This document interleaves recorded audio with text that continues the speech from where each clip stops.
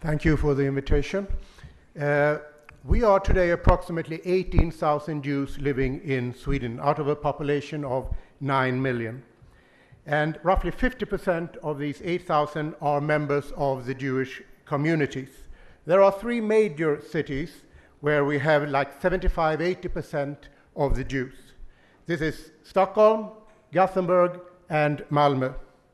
In these three major cities in Sweden, there is a very active Jewish life in terms of that there are many organizations and institutions that serve the religious and social needs of the members. There are day schools, there are nursery, there are afternoon schools, old age homes, and so on. Chevre Kadisha, sport clubs, you may name it, it's all there. As Sweden is located in the very north of Sweden, we were for a generation one of the most monoculture countries in the world, and I think this is of importance to understand what I'm going to come to in a little while. We can trace Jews visiting in very small numbers Sweden back to the time of the Vikings. We're talking about 1,000 years ago. In 1775, the king at the time gave permission for the first Jew to settle in Sweden, and shortly after he was allowed to bring in a minyan so that he could perform and live a Jewish life. And heirs of these early Jews have had a strong influence, and even though it's not publicly known to the common Swede today, but they have had a strong influence. Many of them were very successful merchants, bankers, industrialists, and not at least the cultural life have been heavily influenced of these early Jews, their children and grandchildren. In many of the major cities, you will find Jewish name among the people that started universities, major hospitals, and so on. We can see a pattern of immigration waves that has come into Sweden. At the end of the 1800s, people came from Eastern Europe. 130 fortunate families from Germany and Austria came just before the Second World War. During the war, half of the Norwegian Jews and almost all of the Danish Jews found refuge in Sweden. And at the end of the war, tens of thousands were received in Sweden. I'm sure that the name Raoul Wallenberg is familiar to all of you. Sweden was neutral during the war and of course then did not actively participate. But being raised in Sweden by survivors from the Holocaust, I have many, many times thought about the words of Dante in what he writes in Inferno, where he writes, "The hottest places on earth are reserved to those who in a time of moral crisis remains neutral." So one can of course question whether neutrality was really something that we can be proud of in Sweden.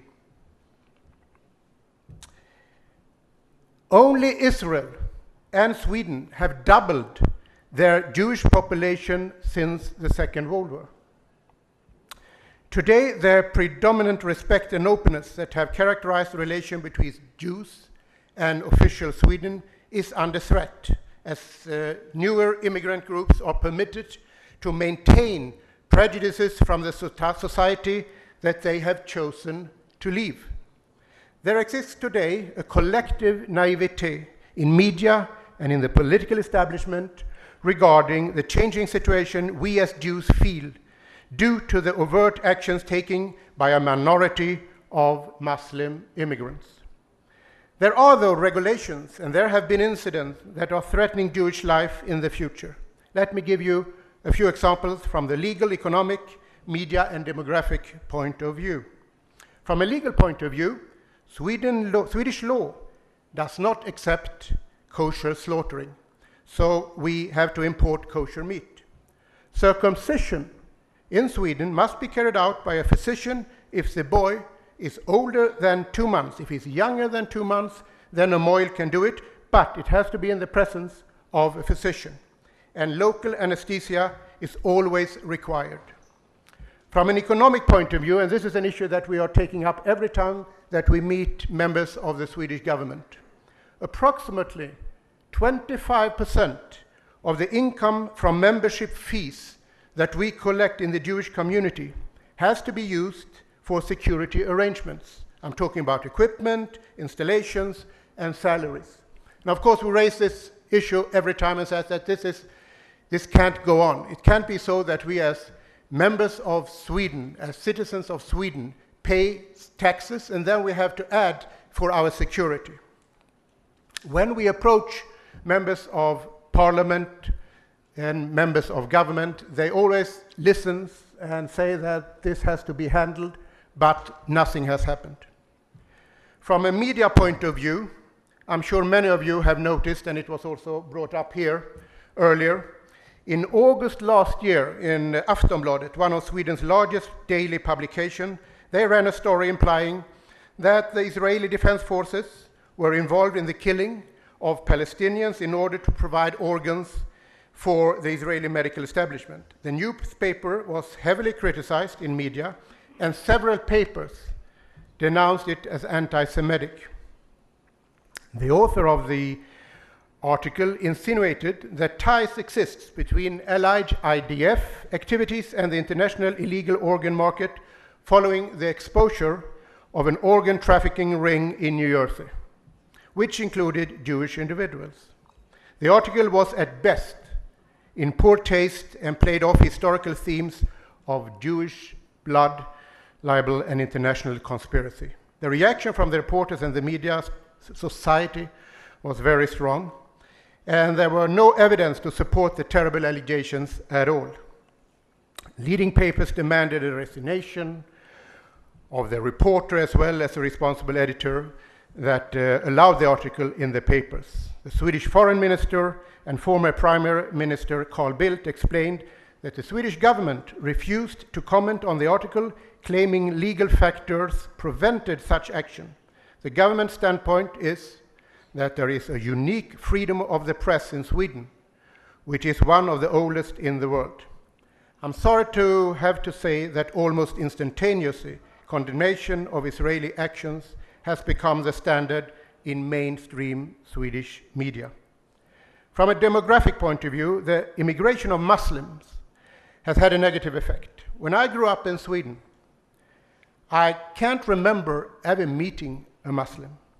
And today we are not really sure, there are no statistics that are really exact, but around 500 to 600,000 Muslims in Sweden. Mind you, I said that we are 18,000 Jews approximately. So let me come now to the situation in Malmö, the third largest city with approximately 300,000 inhabitants. The Jewish congregation counts approximately 800 members. Malmö is located in the very south of Sweden. Over the last 30 years, the immigration to the city of Muslims has been heavy. Today, they are around 10% of the population. Malmö has faced problems the last couple of years that is alarming. The problem we face stem from two very different sources. One is from a fanatic group consisting of mainly young Muslims.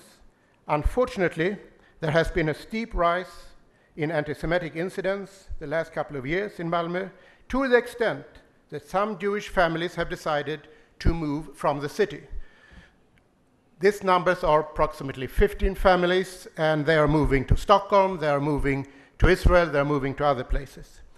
Lately, the municipality has created a dialogue forum which has been a platform for discussions between representatives of the Muslim community and the representative of the Jewish community. And one positive outcome of these talks has been that the Muslim representatives in the dialogue forum have prevented their brothers and sisters from using anti-Semitic banners in demonstrations against Israel. Happy to say that in Stockholm and in Gothenburg, the other two major cities, we have had long-lasting, very good relations with the political leadership, and we do not face the same situation as they do in Malmö. The other problem that we face comes, when it concerns Malmö, comes from the mayor of Malmö. His name is Ilmar Reepalu. He's been the strong political leader, social democrat in Malmö for many years. Reepalu was in his youth a volunteer working at a kibbutz here in Israel. And later, after he was educated as an architect, he worked for a while as an architect in Haifa. He has expressed several horrendous political statements that not only denied the documents that we can show the rise of anti-Semitism in his city, but also equated Zionism with anti-Semitism, and also insinuated that the international jury were in some way responsible for the internal affairs of the State of Israel. Reepalu's horrible statements have had a cohesive effect on the Jewish community, to the extent that members of the Jewish community in Malmö, who before were reluctant to speak up publicly, are doing that today. Top politicians from all the parties in the Swedish parliament, including the leader of the Social Democratic Party, but except the Green Party and the leftist party we have in the Swedish parliament, have been visiting Malmö, met with us there, and explained their sympathies.